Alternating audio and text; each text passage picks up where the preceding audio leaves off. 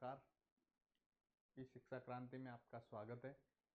आज हम अध्ययन करने वाले हैं क्लास 10th का सामाजिक विज्ञान। और सामाजिक विज्ञान की जहाँ तक हम बात करें, क्लास 10th में सामाजिक विज्ञान में कुल 4 पुस्तकें हैं, जिसमें से एक पुस्तक है समकालीन भारत भूगोल, एक है इतिहास के लिए समकालीन विश्व, और अर्थशास्त्र के लिए आर्थिक विकास की समझ, और राजनीति विज्ञान की किताब अलग से। शुरुआत हम करेंगे भूगोल से, और भूगोल का हमारा पहला पार्ट है संसाधन एवं विकास। अब संसाधन क्या है, किस प्रकार काम करते हैं, हम संसाधन किसे कहते हैं, और इनका विकास किस प्रकार से हुआ, संसाधनों का महत्व क्या है, संसाधनों का नियोजन किस प्रकार से जरूरी है, उन तमाम बातों के बारे में हम इस भाग में चर्चा करने वाले हैं। सबसे पहले आता है कि संसाधन है क्या।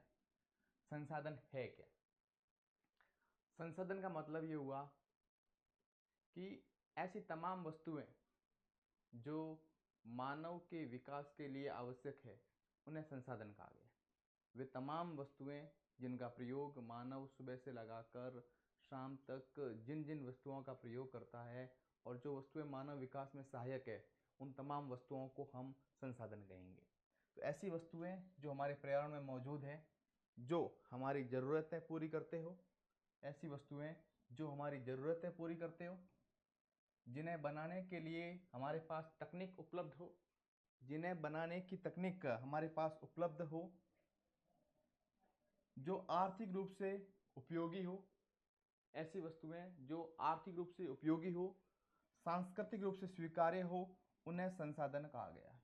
यानी हमारे पर्यावरण में उपलब्ध वे तमाम वस्तुएं जिनसे मानव की जरूरत पूरी होती हो, जिन्हें बनाने की तकनीक हो, जो आर्थिक रूप से उपयोगी हो और सांस्कृतिक रूप से स्वीकार्य हो, उन तमाम वस्तुओं को हम संसाधन कहते हैं। जैसे उदाहरण लें, जल, मिट्टी, खनिज, वनस्पति, पेट्रोल, सूर्य की रोशनी आदि। ये तमाम प्रकार के खनिज, ये तमाम प्रकार के संसाधन हैं, और ये संसाधन हमारे जीवन को, मानव जीवन को सरल बनाने का काम करते हैं। तो संसाधन किसे कहेंगे, तो उसकी बात का विशेष ध्यान रखना।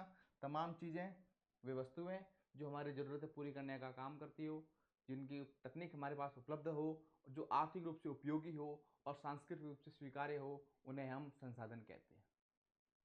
अब कुछ लोगों का ये मानना है कि ये संसाधन हमें प्रकृति से मुफ्त रूप में मिले, फ्री में मिले, और जब फ्री में मिले तो उसका प्रयोग हम अंधाधुंध कर रहे हैं। तो ऐसा नहीं है। ये संसाधन हमें मुक्त रूप से नहीं मिले हैं, मुफ्त में नहीं मिले हैं। इन संसाधनों को मानव द्वारा प्रक्रिया के रूप में, प्रौद्योगिकी प्रक्रिया के रूप में, आर्थिक प्रक्रिया के रूप में, संस्थागत रूप में परिवर्तित किया जाता है, और परिवर्तित करके मानव अपने आवश्यकता अनुसार इन संसाधनों का उपयोग करता है। हालांकि मानव स्वयं एक संसाधन है, फिर भी इन संसाधनों का वो अपने अनुसार उपयोग करता है। इसलिए हम ये कह सकते हैं कि मानव के लिए संसाधन बहुत ही जरूरी है। संसाधनों का वर्गीकरण देखें कि संसाधन को किस प्रकार से हम बांटेंगे, तो भूगोलवेताओं ने इन संसाधनों को सरलीकरण के आधार पर 4 प्रकार से वर्गीकृत किया है। उत्पत्ति के आधार पर, समाप्त्या के आधार पर, स्वामित्व के आधार पर, और विकास के स्तर के आधार पर। उत्पत्ति के आधार पर की बात करें तो उत्पत्ति के आधार पर जैविक और अजैविक रूप में। समाप्त्या के आधार पर की बात करें तो नवीकरण योग्य और अनवीकरण योग्य। स्वामित्व की अगर बात करें तो उसमें आएगा हमारा व्यक्तिगत, सामुदायिक, राष्ट्रीय, अंतर्राष्ट्रीय संसाधन के रूप में। और विकास के स्तर के आधार पर तो कुछ संभावी है, कुछ संचित भी है, कुछ भंडारण भी है। इस प्रकार के संसाधनों को हम विकास के स्तर के आधार पर वर्गीकृत करेंगे। सबसे पहला वर्गीकरण आता है उत्पत्ति के आधार पर। उत्पत्ति के आधार पर 2 प्रकार के हैं, एक है जैविक, एक अजैविक। अब नाम से स्पष्ट है, जैविक का मतलब होता है जिसमें जीव की मात्रा हो, सजीवों से जुड़े हुए संसाधन जो भी होते हैं उन्हें जैविक संसाधन कहेंगे हम। ऐसे संसाधन जो सजीवों से जुड़े हुए हो, जिसमें मानव, पशु, वनस्पति, ये सारे संसाधन किस में आते हैं, जैविक संसाधन में आते हैं। अजैविक संसाधन की बात करें तो ऐसे संसाधन जो निर्जीव तत्वों से बने हुए हैं, ऐसे संसाधन जो निर्जीव तत्व यानी जिसमें चट्टान है, जल है, हवा है, पत्थर है, खनिज है, ये सारे संसाधन जो हैं ये किस में आएंगे? अजैविक में आएंगे, क्योंकि जिनका उपयोग तो हम करते हैं, पर्यावरण में मौजूद है, लेकिन उनमें जीवन नहीं है, वो अजैविक संसाधन है, निर्जीव संसाधन है। तो जिसमें जल, हवा, खनिज, मिट्टी, वो तमाम प्रकार के संसाधन जो हैं वो इसमें आएंगे। हवा, मिट्टी, खनिज, ये सारे के सारे संसाधन जो हैं अजैविक में आएंगे। तो उत्पत्ति के आधार पर दो प्रकार है, जैविक और अजैविक। जैविक में सजीवों से जुड़े हुए संसाधन आते हैं और अजैविक में निर्जीव तत्वों से जुड़े संसाधन आते हैं। दूसरा हमारा था समाप्त्या के आधार पर। समाप्त्या के आधार पर नाम से स्पष्ट है, समाप्त होने के आधार पर, जिसमें दो प्रकार के संसाधन है, एक है नवीकरणीय संसाधन, एक है अनवीकरणीय संसाधन। अब नाम से स्पष्ट है, नवीकरणीय संसाधन का मतलब ये हुआ कि ऐसे संसाधन जो समय के साथ फिर से उत्पन्न होने वाले हैं, यानी ऐसे संसाधन जो समय के साथ फिर से उत्पन्न होने वाले हैं, यानी जो कभी समाप्त नहीं होने वाले, जो कभी समाप्त नहीं होने वाले हैं, हर बार नए रूप में आने वाले संसाधन जो हैं उसे कहेंगे नवीकरण योग्य संसाधन, जिसमें सूर्य, ऊर्जा, पवन, जल, ये सारे संसाधन किस में आते हैं? ये नवीकरण योग्य में आते हैं, क्योंकि ये संसाधन कभी समाप्त नहीं होने वाले। और अनवीकरणीय में ऐसे संसाधन जो सीमित मात्रा में उपलब्ध है और हमने इसका अगर अंधाधुंध प्रयोग किया, ज़्यादा प्रयोग किया, तो ये संसाधन समाप्त हो सकते हैं और समाप्त होने के बाद इन्हें बनने में लाखों करोड़ों वर्ष पुनः लग सकते हैं। इसलिए ऐसे संसाधनों को हम अनवीकरण योग्य संसाधन भी कहते हैं, यानी जिनका पुनः बनाया नहीं जा सकता। तो सीमित मात्रा में उपलब्ध है और दोबारा नहीं बनते और बनने में लाखों करोड़ों वर्ष लग सकते हैं वापस, जिसमें हम कहेंगे कोयला, पेट्रोलियम पदार्थ, गैस, ये तमाम जो संसाधन है जिसे हम अनवीकरण योग्य संसाधन कहेंगे।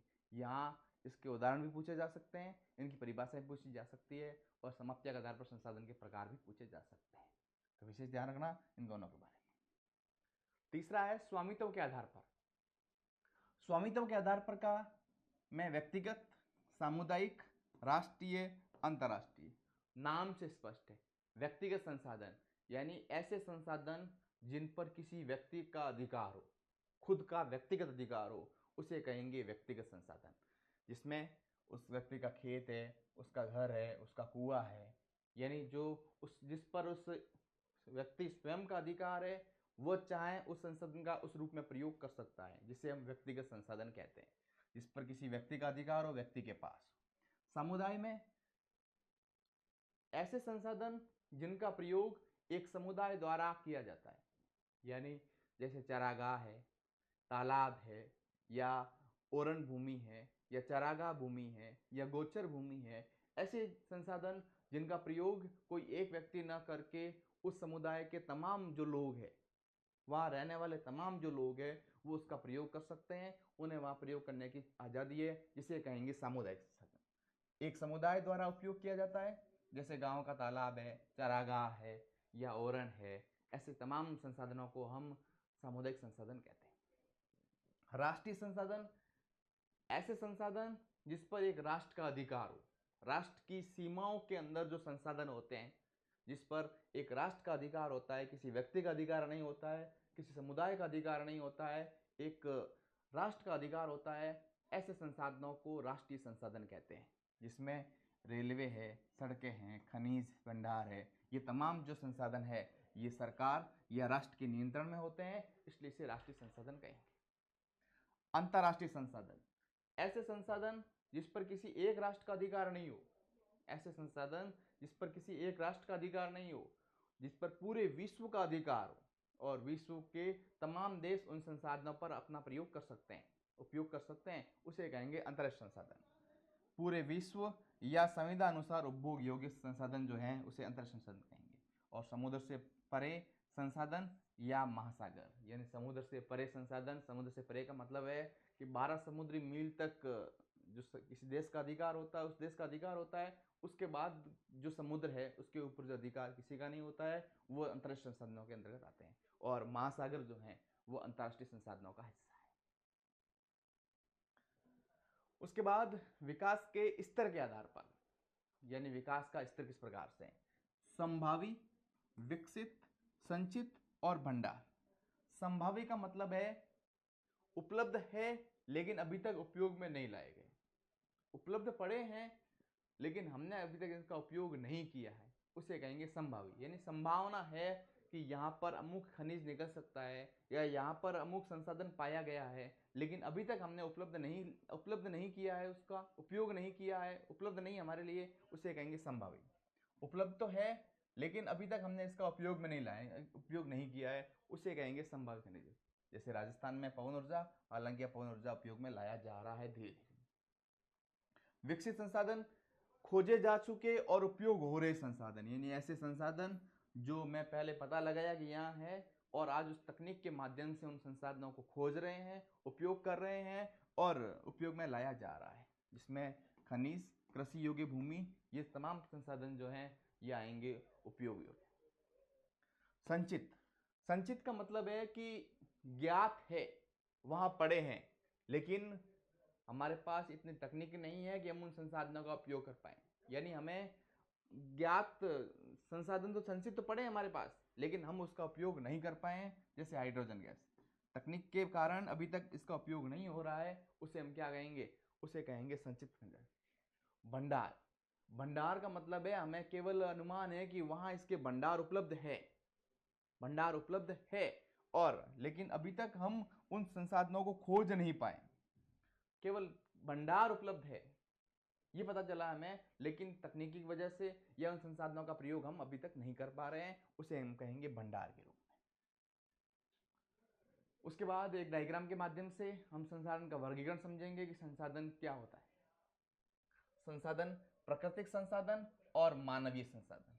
प्राकृतिक संसाधन का मतलब होता है ऐसे संसाधन जो प्रकृति के द्वारा उपलब्ध होते हैं, उसे प्राकृतिक संसाधन कहेंगे, और ऐसे संसाधन जिन्हें मानव द्वारा कृत्रिम रूप से उत्पादन किया जाता है, मानव द्वारा कृत्रिम रूप से बनाए जाते हैं, ऐसे संसाधनों को मानवीय संसाधन कहेंगे।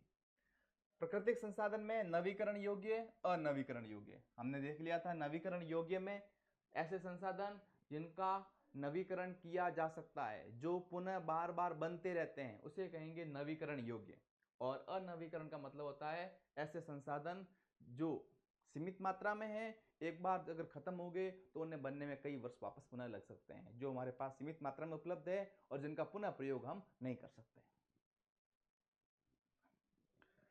नवीकरण योग्य में सतत या प्रवाह, जैसे पवन है, जल है, सतत है, और प्रवाह, प्रवाह के रूप में लगातार बहते रहते हैं, जिसे कहेंगे सतत या प्रवाह खनिज। और दूसरा है जैव, जैव में प्राकृतिक वनस्पति और वन्य जीव। और जैविक दो प्रकार के हैं, एक है प्राकृतिक वनस्पति यानी वन, और दूसरा है वन्य जीव। ये दो प्रकार के खनिज हमें जैविक में प्राप्त होते हैं। अनवीकरण में भी दो प्रकार के हैं, एक है पुनः चक्रीय, एक है अचक्रीय। पुनः चक्रीय का मतलब होता है कि जिसका पुनर्चक्रण किया जा सकता है, यानी अगर कोई धातु की वस्तु बनी हुई है तो हम गलाकर उस वस्तु से नई वस्तु बना सकते हैं, इसे कहेंगे पुनर्चक्रण। ये अनवीकरण में है, धातु अनवीकरण में है, लेकिन फिर भी हम उस धातु से बनी वस्तु को गलाकर नई वस्तु बनाई जा सकती है, इसे कहेंगे पुनर्चक्रीय। और अचक्रीय, अचक्रीय का मतलब होता है कि जिसे पुनः नई वस्तु नहीं बनती है। जीवाश्म ईंधन, चाहे वो कोयला हो, पेट्रोलियम पदार्थ हो या गैस हो, इन तमाम संसाधनों का एक बार ही प्रयोग किया जा सकता है, उसके बाद इसका प्रयोग पुनः नहीं किया जा सकता है, जिसे हम कहेंगे असक्रिय। अगर मानवीय बात करें तो संरचनाएं एवं संस्थाएं, यानी मानव द्वारा निर्मित संसाधन में एक तो संरचनाएं यानी जो मानव द्वारा बनाई गई संरचनाएं हैं, और मानव द्वारा बनाई गई संस्थाएं जिसके माध्यम से संसाधनों पर नियंत्रण होता है, जिसके माध्यम से संसाधनों का परिवर्तन होता है। और मात्रा और गुणवत्ता, यानी उन संसाधनों की मात्रा किस प्रकार की है, गुणवत्ता किस प्रकार की है, क्योंकि हमें जितने भी संसाधन मिलते हैं उन सभी संसाधनों की मात्रा और गुणवत्ता अलग अलग होती है। अगर बढ़िया गुणवत्ता है उसकी तो संसाधन का महत्व ज़्यादा होगा, और गुणवत्ता कम है तो उसका महत्व कम होगा। और मात्रा में कितना उपलब्ध है, क्योंकि कई संसाधन ऐसे होते हैं जिनकी उपलब्ध कम मात्रा में उपलब्ध होते हैं, इसलिए उन्हें निकालना हमारे लिए बहुत मुश्किल काम होता है, उनका उपयोग करना मुश्किल काम होता है, महंगा पड़ता है, इसलिए उनका उपयोग पुनः नहीं किया जाता। तो उसकी मात्रा और गुणवत्ता, ये है वर्गीकरण जो एक डायग्राम के माध्यम से संसाधनों का वर्गीकरण किया गया है, प्राकृतिक के रूप में और मानवीय के रूप में। अब संसाधनों का महत्व क्या है? संसाधन हमारे लिए बहुत महत्वपूर्ण है। हम पहले ही पढ़ चुके हैं कि संसाधनों के बिना हमारा जीवन जो है वो कार्य नहीं करेगा, अधूरा है। मानव स्वयं एक संसाधन है और संसाधनों के प्रयोग मानव जीवन को, मानव के विकास को आगे बढ़ाने का काम करता है। संसाधन मनुष्य के लिए जीवन यापन के लिए बहुत जरूरी होते हैं। सबसे पहली चीज है कि मनुष्य के जीवन यापन के लिए, यानी तमाम प्रकार की उन तमाम वस्तुएं जिनका प्रयोग मानव अपने विकास के लिए करता है, मानव अपने जीवन यापन के लिए करता है, उन तमाम वस्तुओं को संसाधन कहते हैं। और मानव को जीवन यापन करने के लिए संसाधन बहुत जरूरी मात्रा में चाहिए। ये जीवन की गुणवत्ता बनाए रखने में भी मदद करते हैं और हमारी क्वालिटी, हमारे जीवन की गुणवत्ता को बनाए रखने में इन संसाधनों का एक महत्वपूर्ण योगदान है। संसाधनों का महत्वपूर्ण योगदान है क्योंकि संसाधनों के माध्यम से ही हम अपनी जीवन की गुणवत्ता को अच्छी बना सकते हैं। पहले लोग ये मानते थे कि संसाधन प्रकृति द्वारा मुफ्त की देन है, और पहले लोगों का ये मानना था कि संसाधन प्रकृति द्वारा मुफ्त देन है, फ्री में दिए गए हैं, और इसीलिए लोग इन संसाधनों का अधिक से अधिक प्रयोग करना प्रारंभ कर लिया। और जब संसाधनों का ज्यादा प्रयोग करना प्रारंभ हुआ तो संसाधनों की कमी आ गई। इस डायग्राम के माध्यम से हम देख सकते हैं कि मानव का प्रकृति, प्रौद्योगिकी और इन संस्थाओं से क्या संबंध है। मानव जो है वो इन प्रकृति के माध्यम से, प्रौद्योगिकी के माध्यम से और संस्थाओं के माध्यम से संसाधनों का निर्माण करता है। संसाधनों का निर्माण करता है। मानव जो है वह प्रकृति के माध्यम से, प्रकृति के साथ साथ वो प्रौद्योगिकी के माध्यम से और संस्थाओं के द्वारा संसाधनों का निर्माण करता है, और संसाधनों के निर्माण के साथ साथ वो संस्थाओं के माध्यम से इन संसाधनों पर नियंत्रण करने का भी काम करता है, और संसाधनों को सुरक्षित रखने का काम भी मानव के द्वारा किया जाता है। तो मानव जो है वो क्रियात्मक रूप में केंद्र बिंदु है, जो सभी संसाधनों को प्रौद्योगिकी और संस्थाओं के साथ, प्रकृति के साथ जोड़ने का काम करता है। संसाधनों का विकास। संसाधनों का अंधाधुंध उपयोग करने से समस्याएं कौन कौन सी होगी? यानी हमने देखा कि हमारे जो पहले से ये माना गया कि संसाधन मुफ्त की देन है, और मुफ्त की देन होने के कारण हमने उसका अधिक से अधिक प्रयोग किया। और जब संसाधनों का ज़्यादा प्रयोग करना प्रारंभ करेंगे तो हमारे सामने बहुत सारी समस्याएं उत्पन्न हो सकती है, और वो समस्याओं में 3 मुख्य समस्याएं आती है जो मानव के समक्ष उत्पन्न होने वाली है। संसाधनों का अंधाधुंध प्रयोग करने से हमारे समक्ष 3 समस्या उत्पन्न हो सकती है। पहली समस्या है लालच और स्वार्थ के कारण, यानी मानव जो है वो लालच और स्वार्थ के कारण जो है, मानव लालच और स्वार्थ के कारण जो है वो इन संसाधनों का अधिक से अधिक उपयोग करता है, जिसके कारण संसाधनों की कमी होती है और आने वाली पीढ़ी के लिए इन संसाधनों की उपलब्धता जो है वो बिल्कुल नहीं होती। कुछ लोगों ने संसाधनों का अधिक उपयोग किया और उनका ह्रास कर दिया, और कुछ लोग ऐसे थे जिन्होंने संसाधनों का प्रयोग ज़्यादा किया और ज़्यादा करके उन्होंने संसाधनों का ह्रास किया, संसाधनों को खत्म कर दिया, जिसकी वजह से आने वाली पीढ़ी के लिए संसाधनों का उपयोग करना बहुत मुश्किल कार्य हो चुका था। इसलिए सबसे पहली समस्या जो हमारे सामने होगी वो उत्पन्न होगी कि नए संसाधन मिलेंगे नहीं, और जब नए संसाधन नहीं मिलेंगे तो मानव जीवन अपने आप में मुश्किल होता जाएगा। दूसरी समस्या क्या आई? दूसरी समस्या आई असमान बंटवारा। असमान बंटवारा क्या है? तो मानव जीवन के समक्ष जब हमने संसाधनों का अंधाधुंध प्रयोग किया तो हमारे सामने दूसरी समस्या आई असमान बंटवारा। असमान बंटवारे का मतलब है कि संसाधन का असमान वितरण हो गया। असमान वितरण कैसे हुआ? कि जिन लोगों के पास, जो अमीर लोग थे, धनवान लोग थे, उनके पास संसाधन ज्यादा आ गए, और कुछ गरीब लोग जो थे जिनके पास संसाधन नहीं रहे, और एक मानव समाज के 2 वर्ग बन गए, एक संसाधन संपन्न वर्ग और एक संसाधन असंपन्न वर्ग। यानी जिसके पास संसाधन ज्यादा थे उसे संसाधन संपन्न वर्ग कहा गया, और संसाधन नहीं थे उसे संसाधन असंपन्न वर्ग कहा गया। संसाधन का केवल कुछ अमीर लोगों तक ही सीमित हो गया, जिससे समाज में अमीर गरीब या संसाधन संपन्न या संसाधन विहीन में बंट चुका था। यानी समाज दो भागों में बढ़ चुका था और बढ़ने का कारण था संसाधनों का अधिक से अधिक प्रयोग। तो हमारे संसाधनों का ज्यादा प्रयोग करने से हमारे सामने दूसरी समस्या आ सकती है असमान बंटवारा, संसाधन विहीन के रूप में और संसाधन संपन्न के रूप में। पर्यावरणीय संकट। और तीसरी समस्या जो हमारे सामने आएगी, संसाधनों का अगर अधिकतम प्रयोग करेंगे तो तीसरी समस्या हमारे सामने जो आएगी वो आएगी पर्यावरणीय संकट, यानी पर्यावरण के द्वारा हमारे ऊपर संकट उत्पन्न होगा। और वो संकट कौन कौन से होंगे? भूमंडलीय तापन ग्लोबल वार्मिंग के रूप में, ओजोन परत में छेद के रूप में, प्रदूषण के रूप में और भूमि की गुणवत्ता में गिरावट के रूप में। और इन तमाम समस्याओं के कारण हमारा जीवन, मानव जीवन जो है वो संकट में पड़ सकता है। इसलिए हमें इन संसाधनों का अधिक से अधिक संरक्षण करना चाहिए, उनको बचाने का प्रयास करना चाहिए। तो संसाधनों का अंधाधुंध प्रयोग करने से, संसाधनों का ज़्यादा प्रयोग करने से हमारे समक्ष तीन समस्या उत्पन्न होती है। पहली समस्या उत्पन्न होती है कि लालचवश कुछ लोगों ने संसाधनों का ज़्यादा प्रयोग किया, जिसकी वजह से संसाधन खत्म हो गए। और संसाधन खत्म होने के कारण दूसरी समस्या आई कि संसाधन, मानव समाज में दो वर्ग बन गए। एक वर्ग बन गया संसाधन संपन्न वर्ग और दूसरा बन गया संसाधन विहीन वर्ग। और तीसरी समस्या आई हमारे सामने पर्यावरणीय, और जरूरत से ज़्यादा उपयोग करने से हमारे समक्ष वैश्विक संकट उत्पन्न हो गए। और वैश्विक संकट में भूमंडलीय तापन, ओजोन परत में छेद, प्रदूषण और भूमि की गुणवत्ता में गिरावट, ये प्रमुख वैश्विक संकट हमारे सामने उत्पन्न हो गए, जिसका हमें सामना करना पड़ सकता है अगर संसाधनों का सही ढंग से हमने प्रयोग नहीं किया तो। अब एक नई अवधारणा आई, सतत पोषणीय विकास। सतत पोषणीय विकास का मतलब ये होता है कि हमें पर्यावरण को बिना नुकसान पहुंचाए अपना विकास करना है।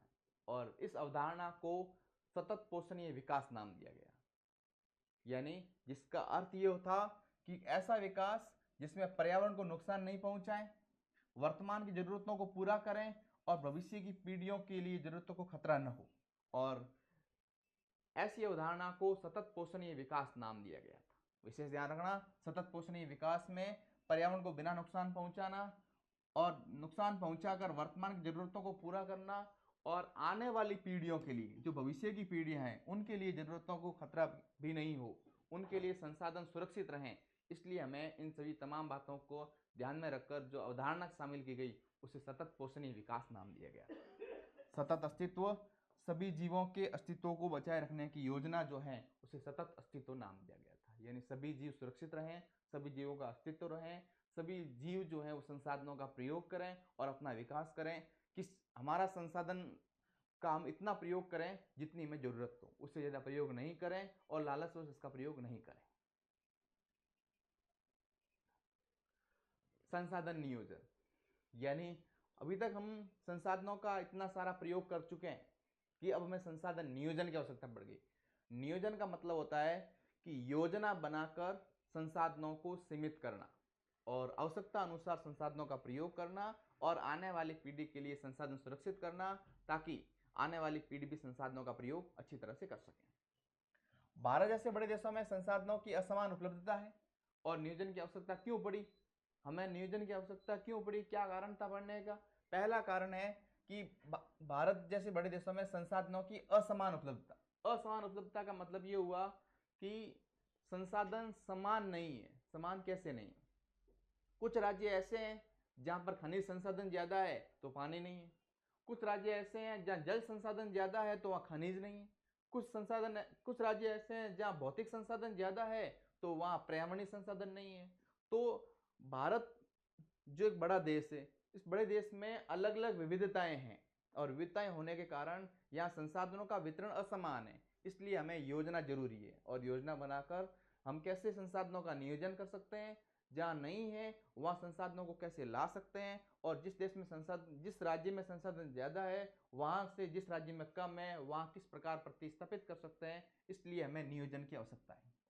और कुछ क्षेत्रों में एक संसाधन अधिक है तो दूसरे की कमी है और हम इसीलिए हमें संसाधन नियोजन की आवश्यकता पड़ी। तो प्रश्न बनेगा कि भारत में संसाधन नियोजन की आवश्यकता क्यों पड़ी, क्या कारण थे पढ़ने के? तो पहला कारण था कि भारत जैसे बड़े देश में संसाधनों का वितरण असमान है, उपलब्धता असमान है। कई राज्यों में संसाधन, कुछ संसाधन ज्यादा है तो कुछ नहीं है, यानी एक संसाधन ज्यादा है दूसरे की कमी है। इस वजह से हम ये कह सकते हैं कि भारत में संसाधन नियोजन की आवश्यकता पड़ी। अब कुछ उदाहरण देखेंगे जिनके माध्यम समझेंगे कि कौन सा संसाधन ज़्यादा है, कौन सा कम है। जैसे झारखंड है, मध्य प्रदेश है, छत्तीसगढ़ है, यहाँ पर खनिज और कोयला तो ज़्यादा है, लेकिन बुनियादी सुविधाओं की कमी है, जिसकी वजह से यहाँ अपना विकास नहीं कर सकते हैं। इसलिए यहाँ पर योजनाबद्ध विकास जरूरी है, नियोजन जरूरी है। अरुणाचल प्रदेश जल संसाधन बहुत ज़्यादा है, यहाँ पर बुनियादी विकास की कमी है। राजस्थान की बात करें तो यहाँ पवन ऊर्जा और सौर ऊर्जा ज़्यादा है, लेकिन जल संसाधन की कमी है। अगर हम लद्दाख की बात करें तो यहाँ सांस्कृतिक धरोहर तो प्रचुर मात्रा में उपलब्ध है, लेकिन यहाँ जल अवसंरचना या खनिज संसाधन की कमी है। मतलब स्पष्ट है कि इन सभी कमियों को दूर करने के लिए, सभी का समान विकास करने के लिए हमें नियोजन की जरूरत है। नियोजन का मतलब भी यही है।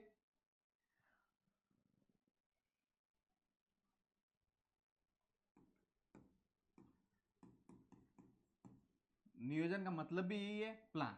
यानी किसी भी देश में नियोजन का अर्थ यही होता है कि वहां योजना बनाकर संसाधनों का विकास करना, ताकि सभी को संसाधन समान रूप से उपलब्ध हो जाएं और सभी उन संसाधनों का अच्छी तरह से प्रयोग कर सकें। तो हमारे भारत में बड़ा क्षेत्र होने के कारण वहाँ संसाधनों की कई जगह कमी है, कई जगह अधिकता है, कुछ संसाधन ज़्यादा है, कुछ कमी है। तो हमें योजना बनाकर उन संसाधनों को एक दूसरे में स्थानांतरित करके सभी का विकास किया जा सकता है, समग्र विकास किया जा सकता है। संसाधन नियोजन क्या है, किस प्रकार किया जा सकता है, इसके चरण कौन कौन से हैं? संसाधन नियोजन क्या है? नियोजन तो हमने देखा था कि जिसमें एक केंद्र सरकार द्वारा एक योजना बनाकर संसाधनों का किस बुनियादी रूप से किस प्रकार से प्रयोग किया जाए, ताकि सभी राज्य आपस में मिलकर संसाधनों का प्रयोग कर सकें और सतत पोषणीय विकास के माध्यम से मानव अपना विकास कर सकें। ये एक जटिल प्रक्रिया है और इसमें 3 चरण होते हैं। जटिल प्रक्रिया है और इसमें 3 मुख्य चरण है। अब 3 चरण कौन कौन से हैं? पहला चरण है संसाधनों की पहचान करना और सूची बनाना। संसाधन नियोजन के 3 चरण हैं, विशेष ध्यान रखना। पहला चरण है संसाधनों की पहचान करना और सूची बनाना। यानी संसाधनों की पहचान कैसे करना? प्रत्येक राज्य में कौन सा संसाधन ज्यादा है, कौन सा कम है, इसका सर्वेक्षण करवाना कि कुछ संसाधन की प्रचुरता है और कौन से संसाधन की कमी है। मानचित्र बनाना, मानचित्र में वो जगह दर्शाना जहां पर संसाधन ज्यादा है, क्योंकि एक राज्य बहुत बड़ा है, जैसे राजस्थान बड़ा राज्य है, तो राजस्थान में कुछ क्षेत्र ऐसे हैं जहां जल अधिक मात्रा में है, उपलब्ध हो सकता है, लेकिन कुछ क्षेत्र ऐसे भी हैं जहां जल में उपलब्ध नहीं हो सकता है, संसाधन की कमी है। तो मानचित्र बनाना और मानचित्र बनाकर उन संसाधनों को दर्शाना कि किस क्षेत्र में संसाधन अधिक है, किस क्षेत्र में संसाधन कम है। और संसाधनों की गुणवत्ता और मात्रात्मक मापन करना, संसाधनों का गुणवत्ता के रूप में और मात्रा के रूप में। गुणवत्ता किस प्रकार की उस रूप में, और मात्रा मतलब कितनी मात्रा में उपलब्ध है, उन तमाम बातों के बारे में चर्चा करना। ये पहला चरण होगा जहां संसाधनों की पहचान करना और उनकी सूची बनाने का कार्य होगा। दूसरा चरण जो है उसमें क्या होगा? विकास योजनाओं के लिए आधार तैयार करना। यानी सरकार द्वारा जो विकास योजनाएं चलाई जा रही है, राज्य सरकार का हो या केंद्र सरकार का हो, उनके लिए आधार तैयार करना। आधार तैयार करने का मतलब है कि इस योजना का लाभ किस क्षेत्र को ज्यादा मिलना चाहिए और किस क्षेत्र को कम मिलना चाहिए, क्योंकि जहां संसाधन ज्यादा है उन क्षेत्र को उसका लाभ जो है वहां से उन संसाधनों को हटाकर जहां संसाधन कम है वहां उनको स्थापित करने का प्रयास करना चाहिए। उपयुक्त तकनीक के माध्यम से, प्रशिक्षित मानव संसाधन के माध्यम से और संस्थागत योजना का ढांचा बनाकर। यानी योजनाओं के लिए आधार तैयार करने के लिए हम किन तरीकों को काम लेंगे? एक उपयुक्त तकनीक, जिस तकनीक के माध्यम से उन योजनाओं का लाभ सभी को प्राप्त हो सके। प्रशिक्षित मानव संसाधन, यानी मानव अपने आप में एक संसाधन है जो प्रशिक्षित होकर इन संसाधनों का प्रयोग कर सकता है, इन संसाधनों का उपयोग कर सकता है और परिवर्तित कर सकता है, और मानव संसाधन परिवर्तित करके इन संसाधनों से अधिक उपयोगी बना सकता है। और संस्थागत योजना ढांचा, यानी संस्थाएं बनाना और संस्था में एक योजना का ढांचा बनाना, प्रारूप बनाना और उस प्रारूप के अनुसार उन योजनाओं का संचालन करना चाहिए। और इसका तीसरा चरण जो है वो है राष्ट्रीय विकास योजनाओं से समन्वय, यानी विकास से संबंधित जितनी भी राष्ट्रीय योजनाएं चल रही है उन सब का आपस में समन्वय होना चाहिए, और समन्वय के बिठाकर तालमेल बिठाकर कार्य करना चाहिए, ताकि उन योजनाओं का लाभ अधिक से अधिक लोगों तक पहुंचाया जा सके, उनका लाभ अधिक से अधिक संस्थाओं तक, अधिक से अधिक लोगों तक पहुंचाया जा सके, ताकि लोग उन संसाधनों का अधिक से अधिक प्रयोग कर सकें। संसाधन विकास देश की समग्र योजना में जोड़ना, और संसाधन विकास को देश की समग्र योजनाएं, समग्र योजना का मतलब है जितनी भी योजनाएं विकास के लिए चल रही है उन सभी योजनाओं के अंदर जोड़ना चाहिए। तो ये थे संसाधन नियोजन के 3 चरण। विशेष ध्यान रखना 3 चरण कौन कौन से हैं। तो पहला चरण जो है वो है संसाधनों की पहचान करना और सूची बनाना, जिसमें सर्वेक्षण, मानचित्र बनाना, गुणात्मक और मात्रात्मक मापन करना, ये 3 चीजें इसके अंदर आएगी, यानी संसाधनों की पहचान करना और सूची बनाना। इसका दूसरा चरण जो है जो राष्ट्रीय विकास योजनाएं हैं उनके लिए आधार तैयार करना। आधार तैयार करने के लिए क्या करेंगे, उपयुक्त तकनीक का प्रयोग करना, प्रशिक्षित मानव संसाधन का प्रयोग करना और संस्थागत योजना ढांचा बनाना। और इसका जो तीसरा चरण है वो है राष्ट्रीय विकास योजना में समन्वय स्थापित करना, और समन्वय स्थापित करने के लिए जो संसाधन जो है इस संसाधन विकास को देश की समग्र योजनाओं के साथ जोड़ना, और जोड़कर संसाधन का विकास किया जा सकता है, और संसाधन का विकास करके मानव का विकास संभव बनाया जा सकता है। भारत ने क्या प्रयास किया इसके लिए। तो आजादी के बाद, स्वतंत्रता के बाद हमने पंचवर्षीय योजनाओं के माध्यम से, अब तक 12 पंचवर्षीय योजनाएं भारत चला चुका है, और इन पंचवर्षीय योजनाओं के माध्यम से ही संसाधनों के बेहतर योजना पर कार्य करना शुरू कर दिया। और पहली पंचवर्षीय योजना से ही 1951 में प्रथम पंचवर्षीय योजना जो शुरू हुई थी, वहीं से हमने संसाधनों पर काम करना शुरू कर लिया था, ताकि हम संसाधनों को बचा के रख सकें, आने वाली पीढ़ी का विकास कर सकें, और अपना विकास इन जो हमारे पास उपलब्ध संसाधन है, इन उपलब्ध संसाधनों से ही अपना विकास किस प्रकार से, अधिकतम उपयोग किस प्रकार से किया जा सके, अधिकतम विकास किस प्रकार से किया जा सके, उसको समझ सकें। ये माना गया कि केवल संसाधनों की उपलब्धता से विकास नहीं होता है, यानी केवल संसाधन उपलब्ध होने से ही विकास नहीं होता है। इसके साथ साथ हमारे पास उपलब्ध तकनीक होनी चाहिए, सशक्त संस्थाएं होनी चाहिए, मानव संसाधन की गुणवत्ता होनी चाहिए, और ऐतिहासिक अनुभव जरूरी है। और यानी हमारे पास केवल संसाधन उपलब्ध है जिससे ही हमारा विकास संभव नहीं होगा। बहुत सारे देश ऐसे हैं, बहुत सारे राज्य ऐसे हैं जहां सारे संसाधन उपलब्ध है, फिर भी वो आर्थिक दृष्टि से पिछड़े राज्य हैं। मतलब ये हुआ कि वहां संसाधन तो उपलब्ध है, लेकिन उन संसाधनों का प्रयोग कैसे करना है, उनके पास तकनीक नहीं है, उनके पास संस्थाएं नहीं है, उनके पास प्रशिक्षित मानव संसाधन नहीं है, उनके पास ऐतिहासिक अनुभव नहीं है, जिसकी वजह से वो संसाधनों का सही ढंग से प्रयोग कर सकें। तो विकास के लिए संसाधनों का उपलब्धता ही काफी नहीं है, उपलब्धता के साथ साथ हमारे पास तकनीक होनी चाहिए, हमारे पास सशक्त संस्थाएं होनी चाहिए, हमारे पास मानव संसाधन होना चाहिए, और हमारे पास ऐतिहासिक अनुभव होना चाहिए, और इनके माध्यम से ही हम अपना विकास कर सकते हैं।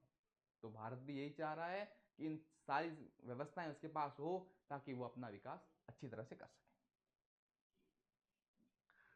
जैसे झारखंड राज्य की बात करें, यह खनिज और कोयला तो है, लेकिन तकनीकी विकास की कमी है, जिसके कारण पिछड़ा राज्य माना जाएगा। अरुणाचल प्रदेश की बात करें, जल संसाधन तो हैं, लेकिन बुनियादी सुविधाएं नहीं है, जिसके कारण हम इसे पिछड़ेकरण का कारण मानते हैं कि राज्य में संसाधन तो है, लेकिन उसका विकास नहीं हो रहा। नहीं होने का कारण यही है कि उसके पास उपलब्ध तकनीक नहीं है, तकनीकी विकास नहीं है, उसके पास जो बुनियादी सुविधाएं नहीं है, जिसकी वजह से उनका विकास संभव नहीं हो पा रहा है। दिल्ली संसाधन विहीन है, सीमित संसाधन है, फिर भी वहां पर अच्छी तकनीक है और संस्थागत ढांचा है, जिसके कारण उसका विकास अच्छी तरह से हो रहा है, ज्यादा हो रहा है। गुजरात और महाराष्ट्र की बात करें, कुछ क्षेत्रों में हालांकि कमी है, लेकिन उद्योग और व्यापार का विकास ज्यादा है, इसलिए इनका विकास भी ज्यादा हो रहा है। मतलब यही हुआ कि विकास के लिए केवल संसाधनों का होना ही जरूरी नहीं है, संसाधन के साथ साथ वहाँ तकनीक होनी चाहिए, मानव संसाधन होना चाहिए, सशक्त संस्थाएं होनी चाहिए, बुनियादी सुविधाएं होनी चाहिए, तो ही विकास हो सकता है। केवल और केवल संसाधनों के आधार पर विकास नहीं हो सकता है। संसाधनों का संरक्षण क्यों जरूरी है। अभी तक हमने पढ़ा संसाधनों का महत्व किस प्रकार था, संसाधनों के महत्व के साथ साथ हमने पढ़ा कि नियोजन किस प्रकार जरूरी है संसाधनों का, क्यों जरूरी है, और नियोजन भारत में किस प्रकार से नियोजन किया गया इसके लिए पढ़ा हमने। इसके बाद आता है कि संरक्षण क्यों जरूरी है। अब संसाधनों का संरक्षण नहीं करेंगे तो क्या होगा, अगर हम संसाधनों का अंधाधुंध प्रयोग करते जाएंगे तो ये संसाधन एकदम समाप्त हो जाएंगे, और जब संसाधन समाप्त हो जाएंगे तो मानव का विकास अवरुद्ध हो जाएगा, क्योंकि जब संसाधन नहीं बचेंगे तो मानव का विकास कैसे संभव होगा। इसलिए संसाधनों का संरक्षण हमारे लिए बहुत जरूरी है। क्यों जरूरी है, जरूरी होने का मुख्य कारण है कि हमें अपना जीवन यापन करने के लिए, मानव जीवन के विकास के लिए हमें ये संसाधन जरूरी है, और इन संसाधनों का संरक्षण जरूरी है, क्योंकि जिन संसाधनों की कमी है हमें उन पर विशेष ध्यान देकर उनका संरक्षण करना चाहिए। अब इनकी समस्याएं कौन कौन सी हमारे सामने उपयोग होगी। अति उपयोग और लालच से सामाजिक आर्थिक पर्यावरणीय समस्याएं बढ़ती है। यानी अगर हम संसाधनों का अति उपयोग किया, ज्यादा उपयोग किया, लालच किया, तो हमारी सामाजिक समस्याएं, आर्थिक समस्याएं और पर्यावरणीय समस्याएं, ये तमाम समस्याएं जो हमने पिछले बिंदु में जिसका अध्ययन किया था कि हमारे सामने समस्याएं कौन कौन सी आएगी, वो तमाम समस्याएं हमारे सामने बढ़ती है।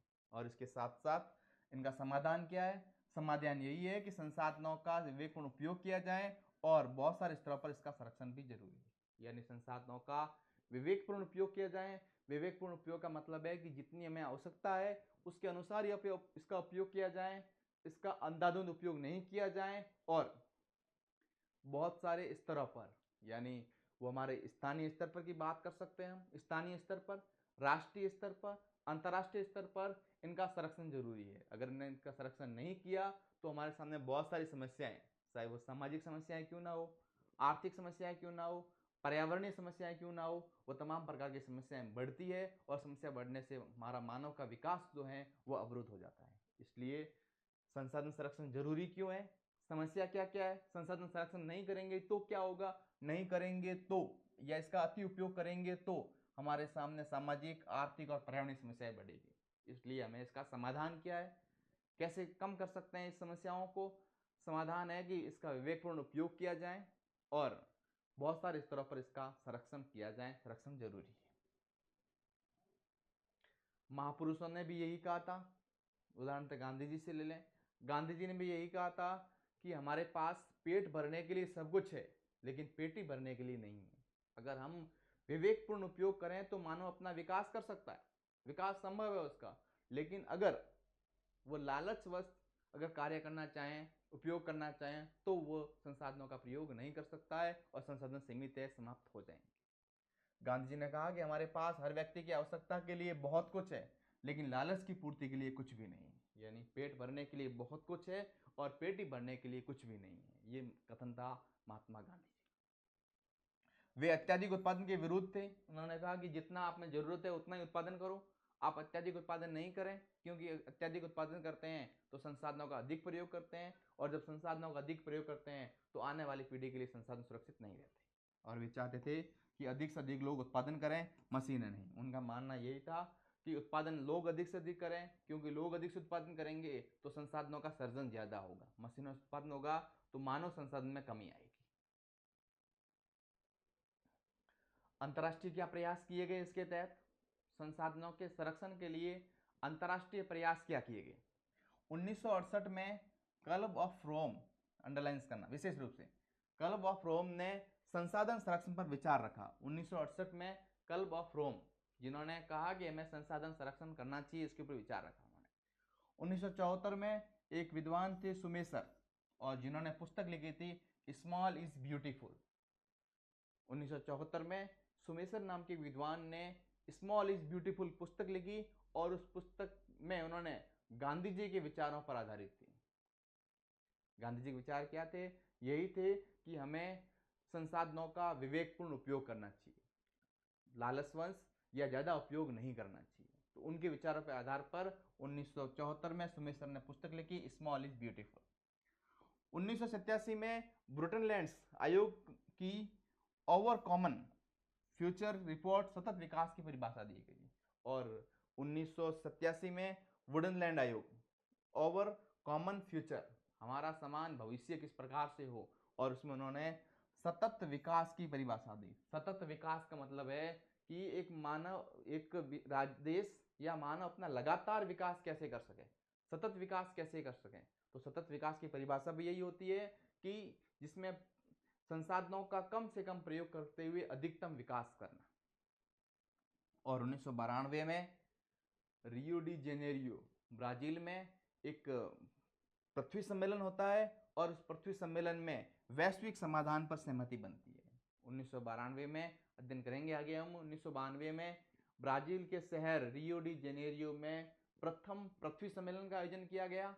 100 से अधिक राष्ट्राध्यक्षों ने भाग लिया और उसमें संसाधन के अत्यधिक उपयोग से जो समस्याएं हो रही थी, वैश्विक समस्याएं, जिसमें ग्लोबल वार्मिंग हो या भूतापन हो, इन सभी समस्याओं पर विचार विमर्श किया गया और विचार विमर्श करके इनमें अपने अपने उद्देश्य तय किए गए। एजेंडा 21 तय किया गया, जिसके तहत प्रत्येक देश ने अपना मत रखा कि वो इसका प्रयोग किस प्रकार से करेगा, उसका पालन किस प्रकार से करेगा। कार्यसूची 21 में जो नियम बनाए गए उन नियमों की पालना के लिए कार्य किया गया था। ब्राजील में रियो डी जेनेरियो सम्मेलन, रियो डी जेनेरियो सम्मेलन पृथ्वी सम्मेलन 1992 में हुआ। इसे ध्यान रखना, प्रथम पृथ्वी सम्मेलन था, कहाँ हुआ, स्थान था ब्राजील, और ब्राजील का रियो डी जेनेरियो शहर। कब हुआ, जून 1992, 5 जून के आसपास था, इसीलिए 5 जून को विश्व पर्यावरण दिवस मनाया जाता है। उद्देश्य क्या था, उद्देश्य था पर्यावरण सुरक्षा, सामाजिक आर्थिक विकास के उपाय करना। यानी उद्देश्य था एक तो पर्यावरण सुरक्षा के लिए और सामाजिक और आर्थिक विकास किस प्रकार से रहें, सभी देश अपनी जिम्मेदारी तय करें कि वो संसाधनों का संरक्षण किस प्रकार से करेंगे और संसाधनों का संरक्षण करके आर्थिक विकास किस प्रकार से करेंगे। उपस्थित 100 से अधिक देशों के राष्ट्राध्यक्षों ने इसमें भाग लिया और प्रमुख निर्णय क्या लिए गए, जलवायु परिवर्तन घोषणा पत्र पर हस्ताक्षर किए गए। जलवायु परिवर्तन घोषणा पत्र पर हस्ताक्षर किए गए। जैविक विविधता की रक्षा का संकल्प लिया गया। जैविक विविधता यानी जैव विविधता की रक्षा का संकल्प लिया गया कि जैविक विविधता को बचाए रखेंगे। भूमंडलीय वन सिद्धांत पर सहमति बनी, और भूमंडलीय वन सिद्धांत यानी इस पृथ्वी पर जो वन सिद्धांत था, वन सिद्धांत का मतलब था कि कितने पेड़ पौधे होने चाहिए, कितने प्रतिशत वन होने चाहिए, उन पर सहमति बनी। और एजेंडा 21 कार्यसूची, एजेंडा का मतलब कार्यसूची 21 यानी 21वीं सदी में कौन कौन से नियम तय किए गए, किन नियमों पर पूरा विश्व के विभिन्न देश चलेंगे और उन्हें जिम्मेदारी तय की गई कि आप इन कार्यों को करते रहेंगे, जिसे एजेंडा 21 नाम दिया गया था। 1972 एजेंडा 21 क्या था, 1992 में रियो सम्मेलन के अंदर, और इसका उद्देश्य थे सतत पोषणीय विकास को बढ़ावा देना, यानी ऐसा विकास जो पर्यावरण को बिना नुकसान पहुंचाए हो, और पर्यावरण नुकसान, गरीबी और बीमारियों से निपटना, पर्यावरणीय नुकसान को कम करना, गरीबी कम करना और बीमारियों से निजात पाना, निपटने का काम भी विश्व स्तर पर करना, सभी देश उसमें सहयोगी बने और विश्व सहयोग द्वारा टिकाऊ भविष्य बनाना, और सभी देश अपना सतत पोषणीय विकास करें और विश्व के सहयोग से सभी देशों का भविष्य उज्जवल हो, टिकाऊ विकास करें, मजबूत विकास करें, और ऐसा विकास जो संसाधनों के संरक्षण में भी सहयोगी हो, इस प्रकार का विकास करने का कार्य किया गया। और मुख्य बात एजेंडा 21 की क्या थी, हर स्थानीय निकाय जैसे ग्राम पंचायत, नगर पालिका को अपना स्थानीय एजेंडा 21 बनाना चाहिए, और हर ग्राम पंचायत को, छोटे छोटे संस्थाओं को अपना एजेंडा बनाना चाहिए, कार्यसूची बनानी चाहिए, और वो कार्यसूची के अनुसार कार्य करें ताकि पर्यावरण को सुरक्षित रख सकें, संसाधनों का संरक्षण कर सकें और उन संसाधनों को आने वाली पीढ़ी के लिए बचा कर रख सकें। इसके बाद क्वेश्चन के ऊपर पहला क्वेश्चन है, संसाधन किसे कहते हैं। हमने स्पष्ट पढ़ लिया, संसाधन किसे कहेंगे, केवल खनिजों को संसाधन नहीं कहेंगे, केवल जंगलों को भी नहीं कहेंगे, वे तमाम वस्तुएं जो मानव की आवश्यकताओं को पूरा करें, पर्यावरण में पाई गई वे तमाम वस्तुएं जो मानव की आवश्यकताओं को पूरा करें, उन वस्तुओं को हम क्या कहेंगे, उन चीजों को हम संसाधन कहेंगे। तो संसाधन की परिभाषा क्या है, वे तमाम वस्तुएं जो मानव की आवश्यकताओं की पूर्ति करें। संसाधनों को किसके द्वारा उपयोगी बनाया जाता है, यानी संसाधन को उपयोगी बनाता कौन है। हमने देखा था कि इन संसाधनों के केंद्र बिंदु के रूप में मानव आता है और मानव के द्वारा इन संसाधनों को उपयोगी बनाया जाता है। मानव के द्वारा इन संसाधनों को उपयोगी बनाया जाता है, और जब तक मानव इसका प्रयोग नहीं करें तब तक ये संसाधन भी नहीं कहलाते हैं। मानव द्वारा इसका प्रयोग जब किया जाता है तभी ये संसाधन कहलाते हैं। संसाधनों के अंधाधुंध उपयोग का एक प्रमुख परिणाम क्या है? अगर हम संसाधनों का अंधाधुंध उपयोग करेंगे, लालच ज्यादा उपयोग करेंगे, तो परिणाम क्या होगा? तो परिणाम होगा पारिस्थितिकी संकट, पर्यावरणीय संकट, पारिस्थितिकी संकट। इसमें ग्लोबल वार्मिंग भी हो सकता है, ओजोन परत में छेद भी हो सकते हैं। ये तमाम पारिस्थितिकी संकट जो हैं ये संसाधनों के अंधाधुंध प्रयोग के कारण हमारे समक्ष उत्पन्न होंगे। सतत पोषणीय विकास का मुख्य उद्देश्य क्या है? सतत पोषणीय विकास का मुख्य उद्देश्य क्या है? मुख्य उद्देश्य है इसको पर्यावरण को बिना नुकसान पहुंचाए विकास करना। मुख्य उद्देश्य पर्यावरण को बिना नुकसान पहुंचाए विकास करना, यानी ऐसा विकास जो पर्यावरण को कम से कम नुकसान पहुंचाए और हमें अधिक से अधिक लाभ प्राप्त हो, और जो विकास लगातार चले, लंबा चले और संसाधनों को आने वाली भावी पीढ़ी के लिए सुरक्षित रखा सके। रियो डी जेनेरियो पृथ्वी सम्मेलन किस वर्ष हुआ? 1992। ध्यान रखना, रियो डी पृथ्वी सम्मेलन 1992 में हुआ। रियो डी जेनेरो कहाँ है? तो ब्राजील। ब्राजील।